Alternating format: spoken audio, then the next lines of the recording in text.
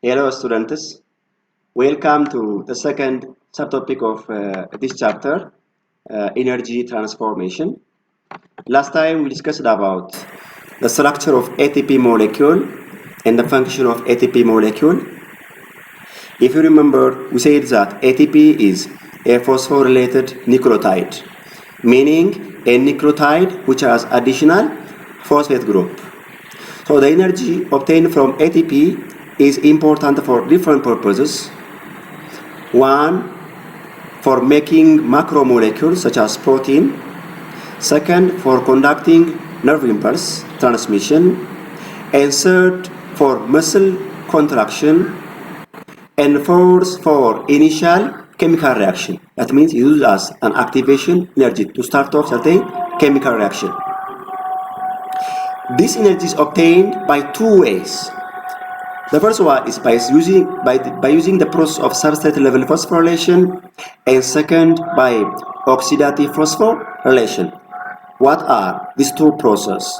How these two processes produce energy in the form of ATP? Substrate level phosphorylation is a process of producing ATP without using ATP synthetase enzyme. And oxidative phosphorylation is a process of producing ATP energy using oxygen and ATP synthase enzyme. We will see this in detail in the next few slides. Today, we are going to see equations for cellular respiration and the stages of cellular respiration. Respiration is a process by which organic molecule such as glucose combines with oxygen to form carbon dioxide, water, and ATP molecule. From one glucose molecule, in the presence of 6 molecules of oxygen, 6 molecules of carbon dioxide, 6 molecules of water, and a total of 38 ATP molecules are produced. So you will see how this amount of ATP is produced during cellular respiration from one glucose molecule.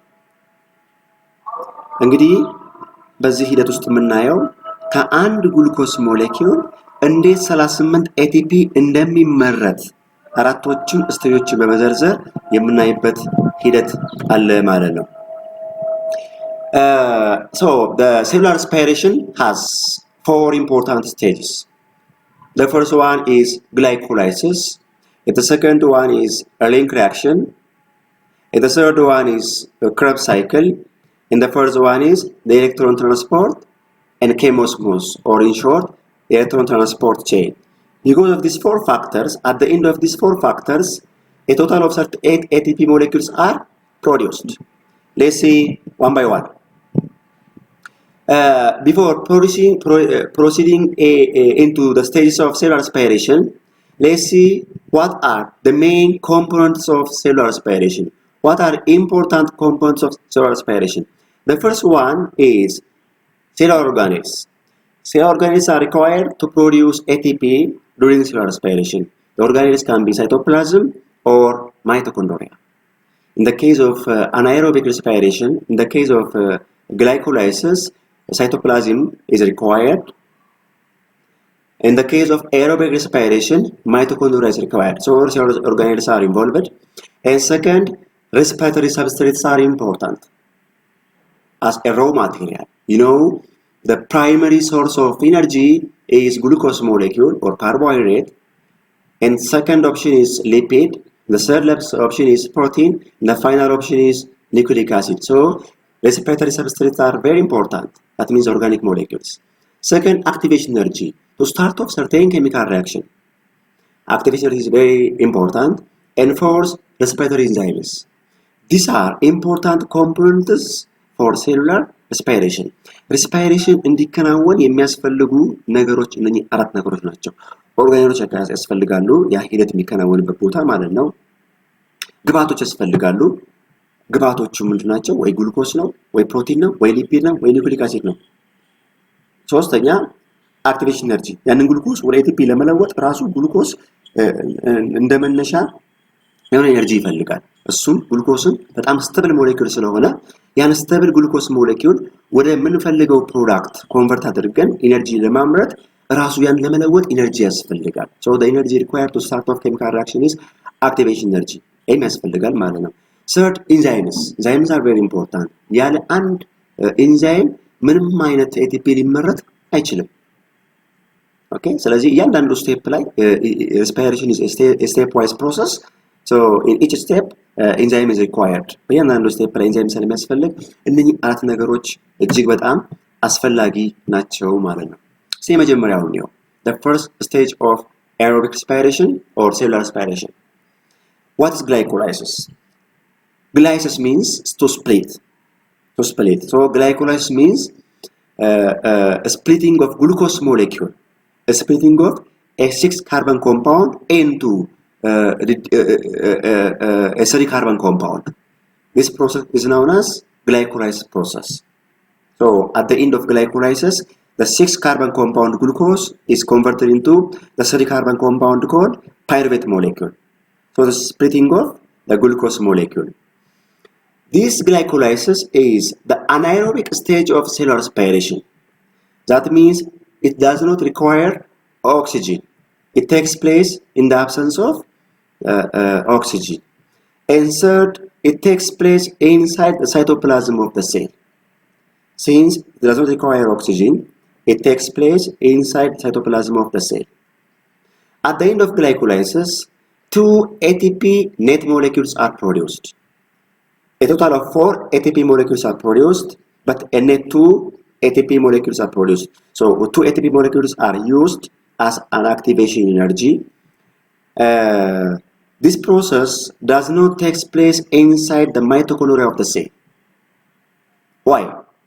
Because of the following 2 reasons. One, the glucose molecule cannot diffuse through the mitochondrial membrane because glucose is a medium-sized molecule and it's not lipid-soluble molecule. Those molecules which can pass through mitochondrial membrane must be lipid molecule and also small in size. And the second reason is there are no carrier proteins transport the glucose molecule across plasma membrane. Because of this, glucose diffused in order to diffuse into mitochondrial membrane, carrier proteins are very important. So there is no carrier proteins on mitochondrial membrane. That's why glycolysis takes place inside the cytoplasm of the cell. ባለፈው እንግዲህ ቻፕተር 4 ላይ ሴል ላይ ስንማር በሴል ውስጥ የሚያልፉ ነገሮች በማይቶኮንድሪያ ውስጥ የሚያልፉ ነገሮች በፕላዝማ ሜምብሬን ውስጥ የሚያልፉ ነገሮች ምን ይፈልጋሉ? ሊፒድ ሶሉብል መሆን አለባቸው፣ ሳይዝ ቦል መሆን አለባቸው፣ ነን ፖላር መሆን አለባቸው፣ እንደዚሁ ደግሞ አየን መሆን የለባቸው፣ ነን ቻርጅድ መሆን አለባቸው ብለን ነበር። በሲምፕል ዲፊውዥን የሚያልፉ ነገሮች በመምብሬን ውስጥ ማለት ነው። ግሉኮስ ሞሌኪውል ዲፊውዝ ለመሆን ኤነርጂ የማይፈልግም ግን ደግሞ ኬሪየር ፕሮቲን ይፈልጋል። ስለዚህ በዚህ መንገድ ትራንስፖርት የሚሆኑ ነገሮች የሚሄዱበት ፕሮሰስ ፋሲሊቴትድ ዲፊውዥን ይባላል። ማይቶኮንድሪያል ሜምብሬን ላይ ኬሪየር ፕሮቲን የለም። ስለዚህ በማይቶኮንድሪያል ሜምብሬን ላይ በቀላሉ ማለፍ አይችልም። ስለዚህ ግሉኮስ መጀመሪያ ይሄ ስቴብል የሆነ ግሉኮስ ሞሌኪውል ወደ 3 ካርበን ኮምፓውንድ ወደ ፓይሩቬት ሞሌኪውል ይለወጣል። ምን ውስጥ? ዝም ብሎ ሳይቶፕላዝም ውስጥ ነው የሚከናወነው ማለት ነው። ግላይኮላይሲስ የሚከናወነው ሳይቶፕላዝም ውስጥ ነው። ይሄንን በዚህ ነው የምንረዳው። So glycolysis results in glucose being converted into smaller molecules containing only 3 carbon atoms, namely pyruvate molecule. That pyruvate will enter into mitochondria. እንግዲህ ይሄ ፓይሩቬት ነው ወደ ማይቶኮንድሪያ የሚገባው። አላማው ምንድነው? እንዴት ነው ይሄ ግሉኮስ ሞሌኪውል ማይቶኮንድሪያ ውስጥ ገብቶ ይሄ ድረስ ሂደቱን ጨርሶ ወደ ኤቲፒ የሚለወጠው? ከአንድ ግሉኮስ ሞሌኪውል 38 ኤቲፒ እንዴት ነው የምናገኘው የሚለውን ለማወቅ ነው ዋና አላማችን፣ እንዳትዘነጉ። So glucose molecule at the end of 10 steps by different enzymes it is converted into pyruvate molecule, the 6 carbon compound. This glucose molecule at the end of 10 steps by different enzymes converted into a 3 carbon compound called pyruvate, C3H6O3 compound. This glycolysis process can be divided into two phases. The first one is the energy investment phase, or it is sometimes called the preparatory stage. At this stage, two ATP forms are required in order to start off the chemical reaction. And the second step is the energy generation stage, the payoff stage, in which 4 ADP form 4 ATP molecules and 2 NADs are produced. እንግዲህ ምንድነው መሰላችሁ ይሄ ግላይኮላይሲስ የሚባለው ፕሮሰስ 2 ATP ኔት ያመርታል ወይም ቶታል 10 ATP አራት ATP ያመርታል ብለን ነበር። ይሄ ሂደት በሁለት የተከፈለ ነው። ለኢነርጂ ኢንቨስትመንት ስቴጅ ማለት መጀመሪያ ግላይኮላይሲስ ስራውን ለመጀመር ሁለት ኢነርጂ ይፈልጋል። እንደመነሻ አንድ ሰው ቢዝነስ ሲሰራ የመነሻ ካፒታል እንደሚያስፈልገው ሁላ ግሉኮስ ወደ ሆነ ATP ለመለወጥ ያን ግሉኮስ ፕሮሰሱን እንዲጀምር የሆነ ኢነርጂ የሚያስፈልግ ኢነርጂ አለ። ስለዚህ ይሄ ሂደት ራሱ ሁለት ATP ይፈልጋል። ያ ስቴጅ ዘ ኢነርጂ ኢንቨስትመንት ስቴጅ ይባላል። ሁለት ATP የሚያስፈልግበት ስቴጅ ፕሮሰሱን ለመጀመር። ከዛ በስተመጨረሻ ደግሞ ይሄ ሂደት ካለቀ በኋላ 4 ATP ኢነርጂ ይመረታል። 4 ATP ኢነርጂ ይመረታል። ኦኬ ይሄ ሂደት ምን ይባላል? በኢነርጂ ጀነሬሽን ስቴጅ። ስለዚህ ሁለቱን መጀመሪያ ተጠቀመበትን እንደ ዕዳ ብናስበው በተቀላላው ኔት የተጣራ በግላይኮላይሲስ ሂደት ውስጥ ማለት ነው 2 ATP ሞለኪውል ይመረታል ማለት ነው።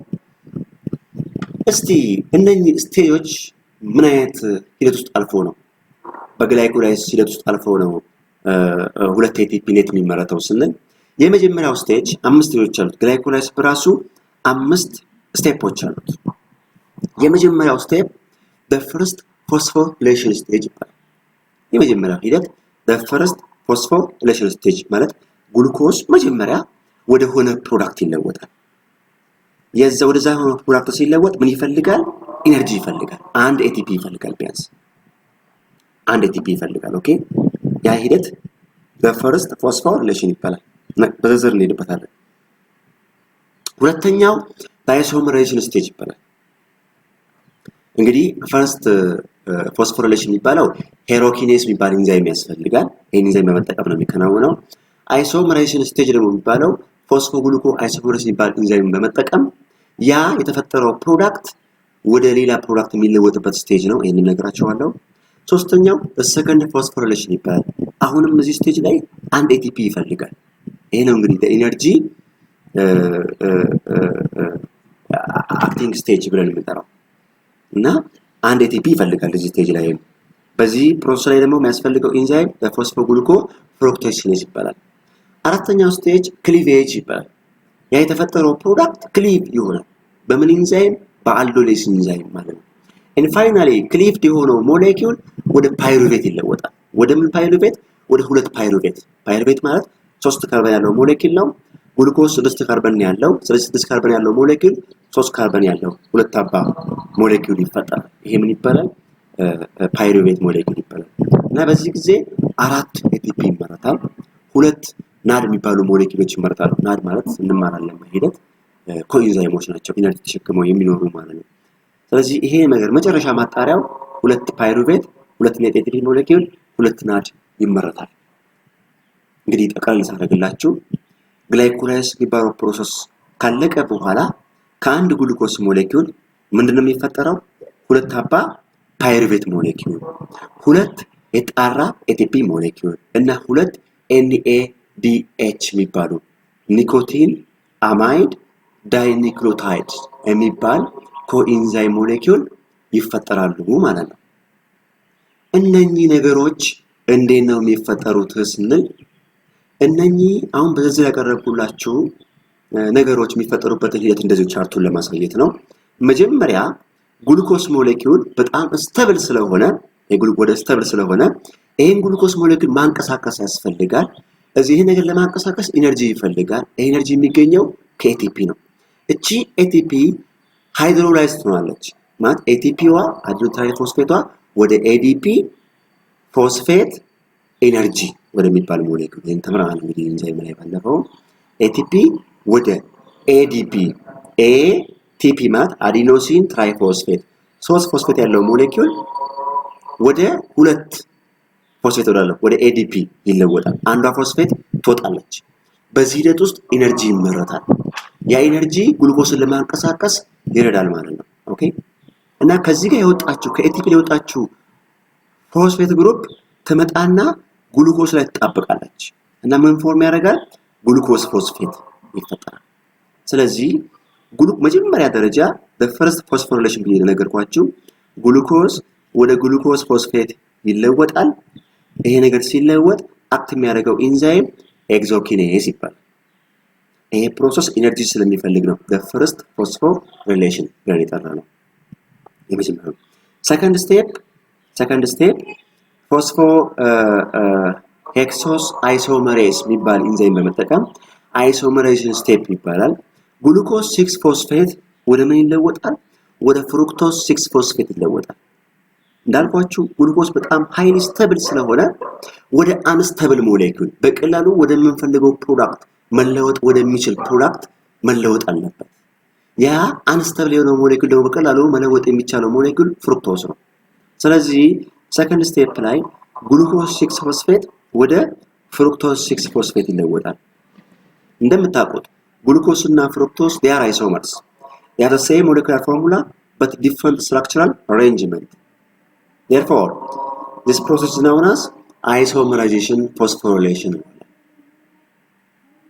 ሶስተኛው ስቴፕ the second phosphorylation ብለን የጠራነው ፍሩክቶስ 6 ፎስፌት የሚባለው ሞሌኪውል ወደ ፍሩክቶስ 1,6 ባይፎስፌት ወይም ፍሩክቶስ 1,6 ዳይፎስፌት ሞሌኪውል ይለወጣል። ማለት እዚህ ስቴፕ ላይ ATP ኢንቨርስ ይደረጋል። አሁን ለሰከንድ ፎስፎሪሌሽን የተባለበት ATP ኢንቨርስ ሲደረግ ATP ወደ ADP ትለወጣለች። ይሄ ቀስት እንዲህ ያሳያችሁ ወጣ ማለት ነው። ወጣ ATP እንዲቀስቱ እንዲህ ገባ ኢንቨርስ ተደረገ ማለት ነው። እንዲህ ደግሞ ማለት ነው ይሄ ፕሮዳክት ወጣ ማለት ነው። ኦኬ ATP ወደ ምን ይለወጣል? ወደ ADP ይለወጣል። ወደ ADP ሲለወጥ ኢነርጂ ይመረታል። ያን ኢነርጂ ይሄን ፍሩክቶስን ወደ ፍሩክቶስ 1,6 ባይፎስፌት ለመለወጥ ያግዛል። ከዚህ ጋር የወጣቸው ፎስፌት ደግሞ እዚህ ፍሩክቶስ 6 ፎስፌት ላይ ባይንድ ያደርግና ፍሩክቶስ 1,6 ዳይፎስፌት ይፈጠራል። ማለት 6 ካርበን ያለው ፍሩክቶስ ሞሌኪውል አንደኛው ካርበን ላይ እና 6ኛው ካርበን ላይ ምን አለው ማለት ነው? ፍሩክቶስ አለው ማለት ነው። ፎስፌት አለው ማለት ነው። ኦልራይት አራተኛው ስቴፕ ፍሩክቶስ 1,6 ፎስፌት የሚባለው ሞሌኪውል አልዶሊስ የሚባል ኢንዛይም በመጠቀም ወደ ምን ይለወጣል? ወደ ግላይሰራይልዲሃይድ 3 ፎስፌት ወደ የሚባል ሞሌኪውል ይለወጣል። አንደኛው እንደገና ደግሞ ዲሃይድሮ አሴቶል ኦክሲቶ ዲሃይድሮ ኦክሲ አሴቶል ወደ የሚባል ሞሌኪውል ይለወጣል። ምንድነው?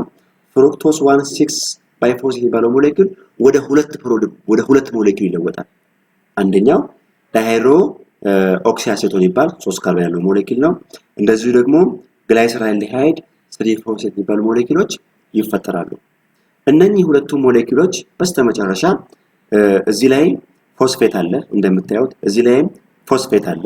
ኦልራይት እዚህ ጋር ሁለት ፎስፌት አለ፣ እዚህ ጋር ደግሞ ሌላ ሁለት ፎስፌት አለ። አያችሁ እነኚህ ሁለት ፎስፌት እነኚህ ደግሞ ሁለት ግሩፕ ፍሩክቶስ ያሉ ፎስፌቶች ይደመሩና 4 ፎስፌቶች ይደመሩና ዝም ብሎ ሳይቶፕላዝም ውስጥ ያለ ADP የሚባል ሞሌኪውል አለ እንደ ዝም ብሎ የተቀመጠ።